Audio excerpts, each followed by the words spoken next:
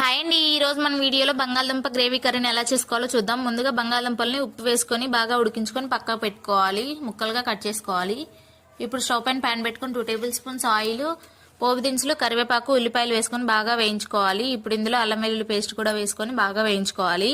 అల్లం వెల్లుల్లి పేస్ట్ కూడా వేగిన తర్వాత 2 మీడియం సైజ్ టొమాటోలను చిన్న ముక్కలుగా కట్ చేసుకొని యాడ్ చేసుకొని ఇప్పుడు ఇందులో ఉప్పు, పసుపు వేసుకొని బాగా మగ్గించుకోవాలి.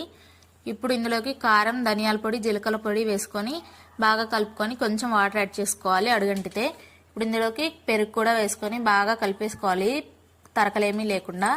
ఇప్పుడు ఇందులోకి మనం ముందుగా కట్ చేసి పెట్టుకున్న బంగాళదుంప ముక్కలు కూడా వేసుకొని కొంచెం వాటర్ యాడ్ చేసుకొని ఉడికించుకోవాలి. లాస్ట్లో కొంచెం గరం మసాలా, అలాగే కొత్తిమీర, టేస్ట్కి సరిపడా సాల్ట్ వేసుకొని దింపేసుకోవడమే. ఈ వీడియో నేను ఫుల్ వీడియో అప్లోడ్ చేశాను, మన ఛానల్లో ఉంది. ఇంట్రెస్ట్ ఉంటే ఒకసారి చెక్ చేయండి. అలాగే వీడియో నచ్చితే లైక్ చేయండి, షేర్ చేయండి.